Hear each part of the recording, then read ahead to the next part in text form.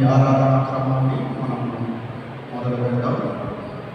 ముఖ్యంగా మనకి ఈరోజు చేసిన ట్రయల్ మెసేజ్లో చేసిన సంఘ కాపరి sir reverend Japannapudi Sajjan Kumar MA BD చేశారు. ఎస్సిటిసిలో హైదరాబాద్ 2003 బ్యాచ్. తను ప్రస్తుతం వేములపల్లి బ్యాప్టిస్ట్ చర్చ్ నల్గొండ జిల్లాలో చేస్తున్నారు. వేములపల్లి బ్యాప్టిస్ట్ చర్చ్ నల్గొండ జిల్లాలో చేస్తున్నారు. సార్ ఆరాధన క్రమాన్ని సార్ స్టార్ట్ చేస్తారు. తాను పేరు జపన్నపూడి సజ్జన్ కుమార్ గారు ఆరాధనని మొదలు పెడతారని తెలియజేస్తూ ఆలోచించాలని తెలియజేస్తున్నాను. Sir command coming section.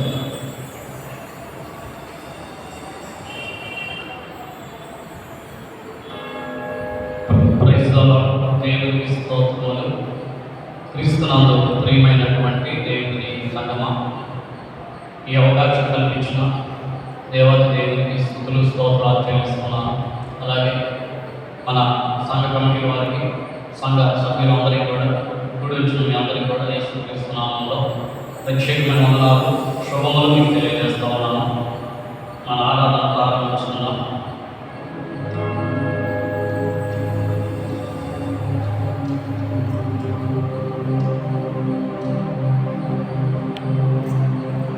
సమస్త దేశములారా యెహోవా ఉత్సాహధ్వని చేయండి, సంతోషంతో యెహోవాను సేవించుడి, ఉత్సాహగానం చేస్తూ ఆయన సన్నిధికి రండి.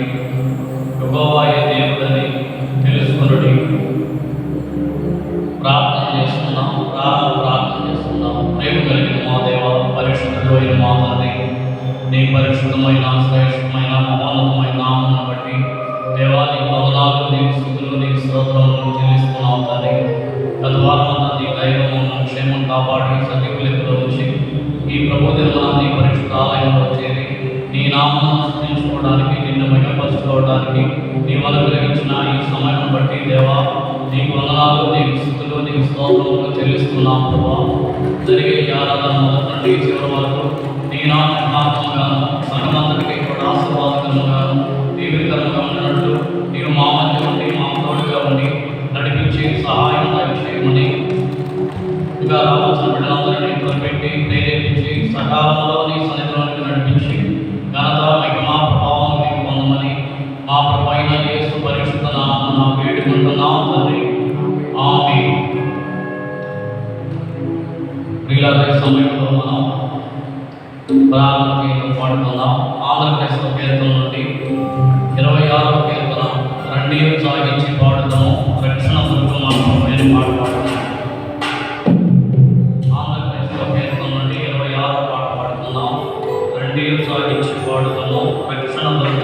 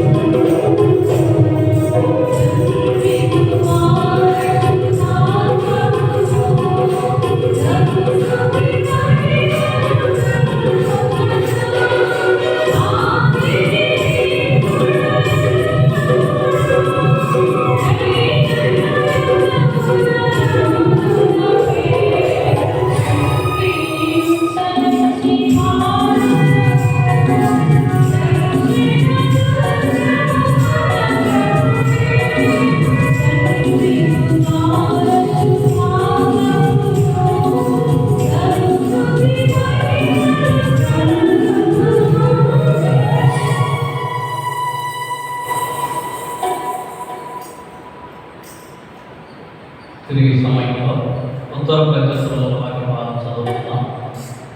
అందరూ లేచినటువంటి కీర్తన 91వ కీర్తన మొదటి నుండి చివరి వరకు ఉత్తర ప్రగతి రీతిగా చదువుతాం. మన శ్రీ సహోదరులు కూచిపూడి అనిరాజు గారు వచ్చి నడిపిస్తారు. కీర్తన 91 మొదటి నుండి చివరి వరకు ఉత్తర ప్రగతి రీతిగా చదువుకుందాం. శ్రీ సహోదరులు కూచిపూడి అనిరాజు గారు వచ్చి నడిపిస్తారు. మొదటి వచ్చిన వారు చదువుతారు, రెండవ వచ్చిన అందరం కలిసి పెద్దగా చదువుతాం. అలా ఉత్తర ప్రగతి రీతిగా చదువుకుందాం.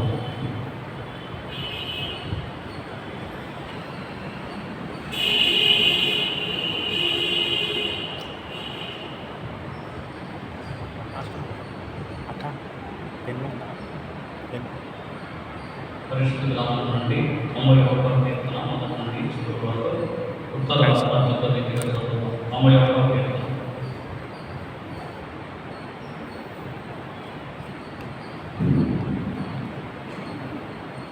దేవుని స్తోత్రం.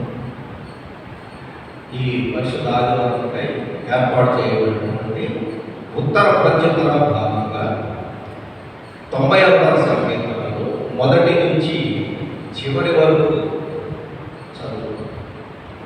మహోన్నతుని చాటున నివసించువాడే సర్వశక్తిని నీడను విశ్రమించువాడు. ఆయనే నా ఆశ్రయము, నా కోట, నేను నమ్ముకున్న నా దేవుడని నేను యెహోవాను గురించి చెబుతున్నాను. వేటగాని ఊరిలో నుండి ఆయన నిన్ను విడిపించును, నాశనకరమైన తెగులు రాకుండా నిన్ను రక్షించును. ఆయన తన రెక్కలతో నిన్ను కప్పును, ఆయన రెక్కల కింద నీకు ఆశ్రయం కలుగును. ఆయన సత్యము వేటమును దారుణైనది. రాత్రి వేళ కలుగు భయమునకైనను, పగటి వేళ ఇప్పుడు బాణమునకైనను, చీకటిలో సంచరించు తెగులుకైనను, మధ్యాహ్నం పాడుతే రోగములకైనను నీవు భయపడకుండా. నీ ప్రక్కన 1000 మంది పడినను, నీ కుడి ప్రక్కన 10,000 మంది కూలినను, అపాయము నీ యొద్దకు రాదు. నీవు కన్నులారా చూస్తుండగా భక్తిహీనులకు ప్రతిఫలము కలుగును. యెహోవా నీవే నా ఆశ్రయమని, నీవు మహోన్నతుడైన దేవుని నీకు నివాస స్థలముగా చేసుకొని ఉన్నావు. నీకు అపాయమేమీ కాదు, ఏ తెగులను నీకు దారుణాన్ని సమీపించు. నీ మార్గములన్నిటిలో నిన్ను కాపాడుటకు ఆయన నిన్ను గూర్చి తన దూతలను ఆజ్ఞాపించు. నీ పాదములకు గాయం తగలకుండా వారిని తమ చేతుల మీద పట్టుకుందు. నీవు సింహములను, నాగుపాములను త్రొక్కెను, పదమ సింహములను, భుజంగములను అణగత్రొక్కెను. అతడు నన్ను ప్రేమిస్తున్నాడు కనుక నేను అతన్ని తప్పించదును. అతడు నా నామమును ఎరిగి ఉన్నాడు కనుక నేను అతన్ని కనపరచును. అతడు నాకు మొరపెట్టగా నేను అతనికి ఉత్తరమిచ్చాను, శ్రమలో నేను అతనికి తోడై ఉండేది. అతను విడిపించి అతని గొప్ప చేశాడు. దీర్ఘాయువు చేత అతనిని తృప్తిపరచెదను, నా రక్షణ నీకు సూచించును. ఈ పరిశుద్ధ వాక్యము దీవించబడుగాక. ఆమేన్.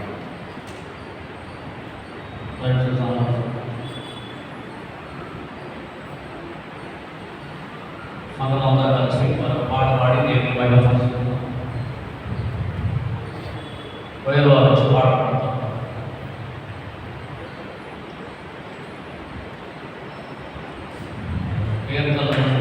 ఆంధ్ర క్రైస్తవ కీర్తన నుండి 16వ కీర్తన,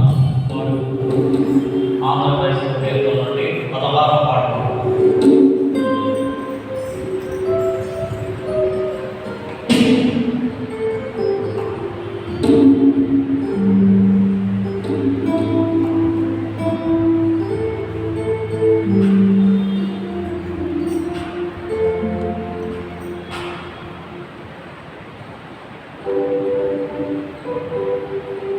యెహోవా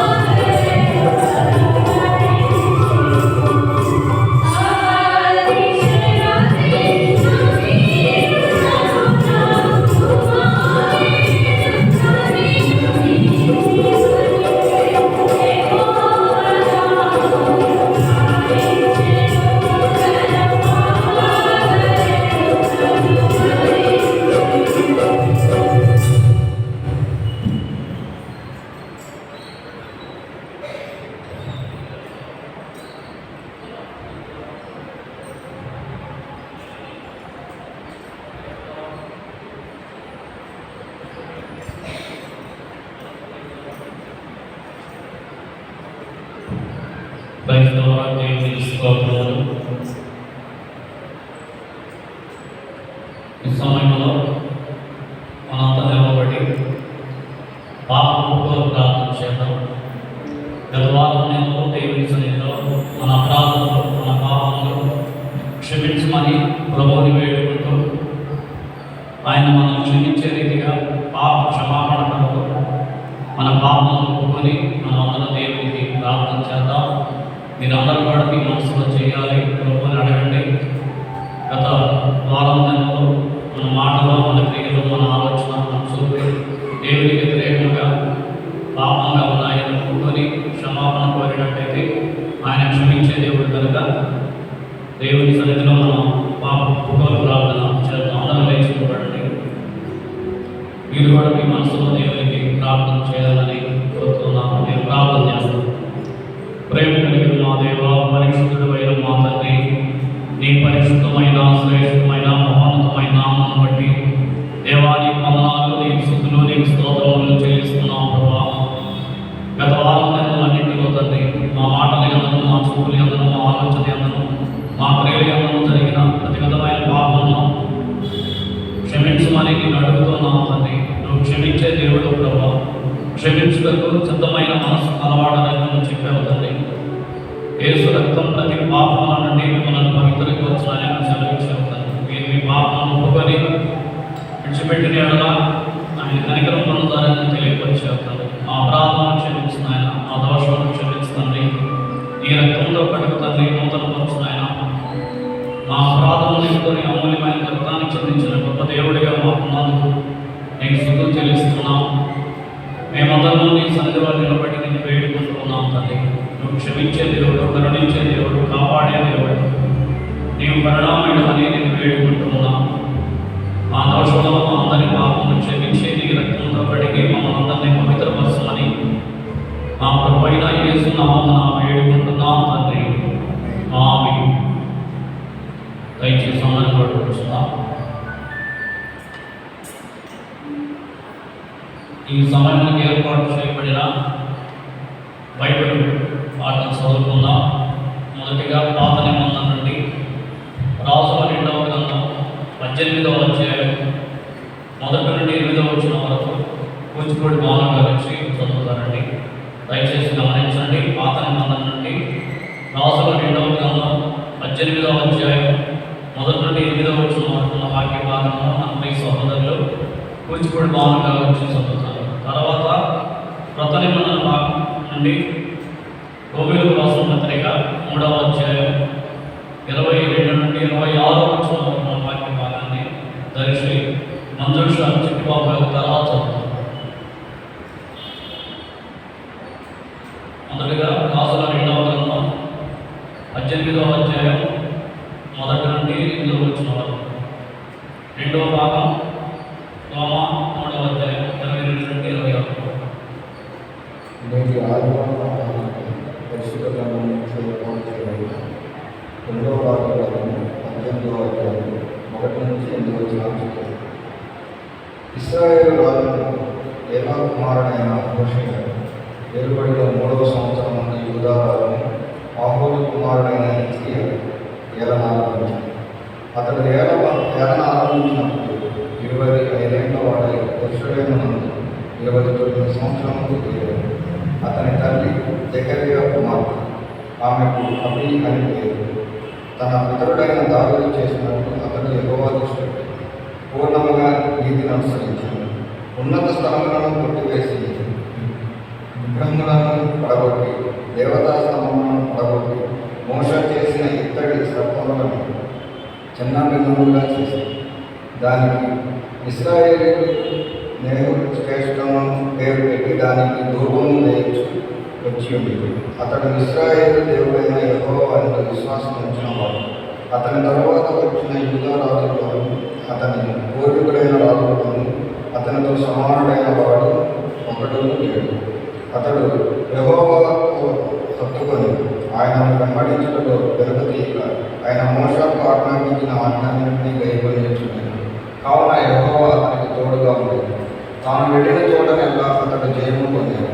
అతడు రాహులు రాజులకు సేవ చేయుచుండగా అతని మీద తిరుగుబడి మరియు గాజా పట్టణం వరకు దాని సరిహద్దుల వరకు కాపరుడు గుడిసెల అందేమి ప్రాకారము గల పట్టణం అనేమి అంతటను అతడు ఫిలిష్తీయులను ఓడించి దేవుడి దృష్టిలో వాక్యము నిలిచి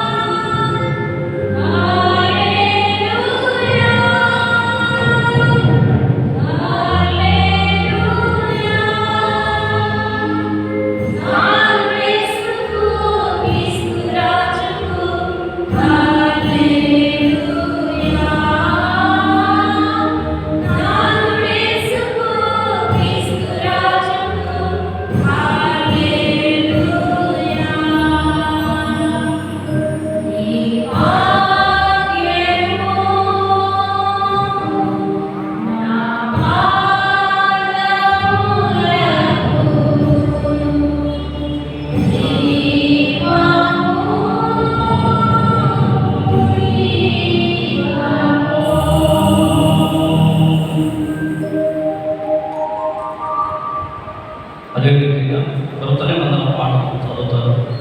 రోమా పత్రిక 3వ అధ్యాయం 22 నుండి 26 వరకు మన ప్రియ సహోదరి దర్శి మంజూష చిట్టిబాబు గారు చదువుతారు. ఈ పరిశుద్ధ ఆదివారం నుండి ఏర్పాటు చేయబడిన క్రొత్త నిబంధన పాఠ్య భాగము రోమేయులకు రాసిన పత్రిక 3వ అధ్యాయము 22వ వచనం నుంచి 26వ వచనం వరకు ఈ విధంగా రాయబడింది.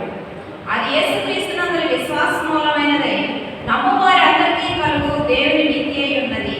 ఏ భేదములు లేదు.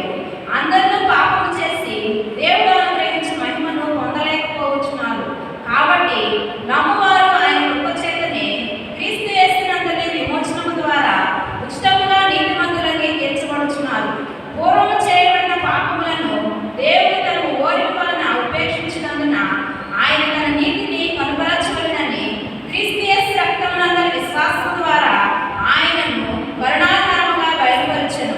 దేవుడు అప్పటి కాలమందు తన నీతిని కనపరచు నిమిత్తము తాను నీతిమంతుడును యేసునందు విశ్వాసము గల వారిని నీతిమంతులుగా తీర్చబడిన ఉండుటకు ఆయన అలాగే చేశాను. దేవుడు తన పరిశుద్ధ వాక్యం మన ఇంటిలో దీవించుగాక. బైబిల్ చదువుతారు కూడా తెలియజేస్తున్నామండి.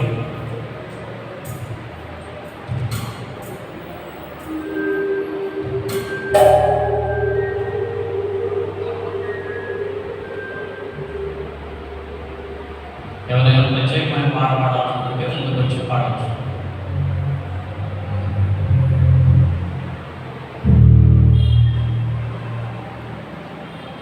పాట పాడాలని ఆసక్తి కలిగిన వారు ఎవరైనా ప్రత్యేకమైన పాట ముందుకు వచ్చి పాడాలని మనం చేస్తాం.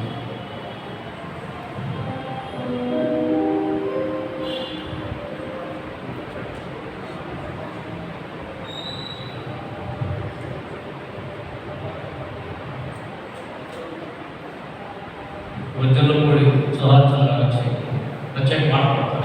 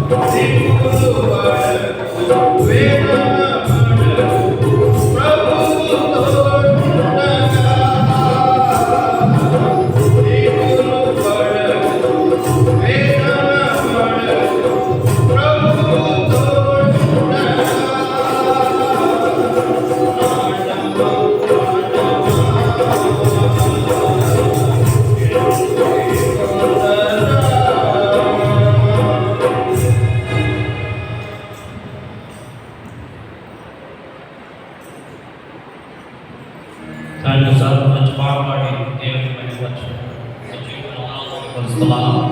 God bless you. ఈ సమయంలో స్తుతి ఆరాధన నడిపిస్తారు.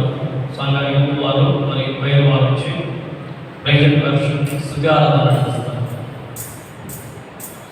యూత్ వారు మరియు ప్రేయర్ కలిసి ప్రైజ్ వర్షిప్ స్తుతి ఆరాధన నడిపిస్తారు.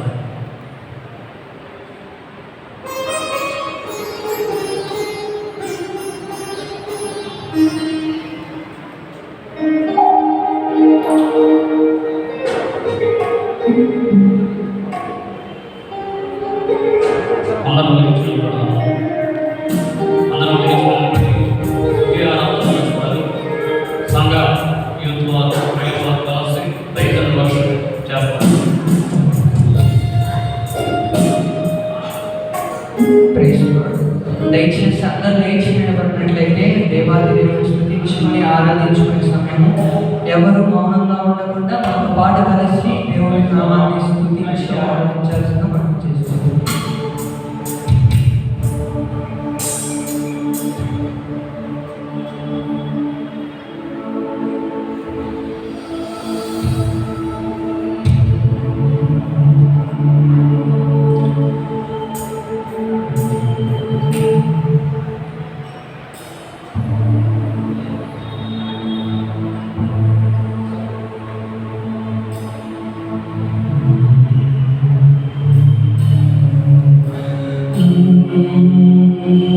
ఆరాధనా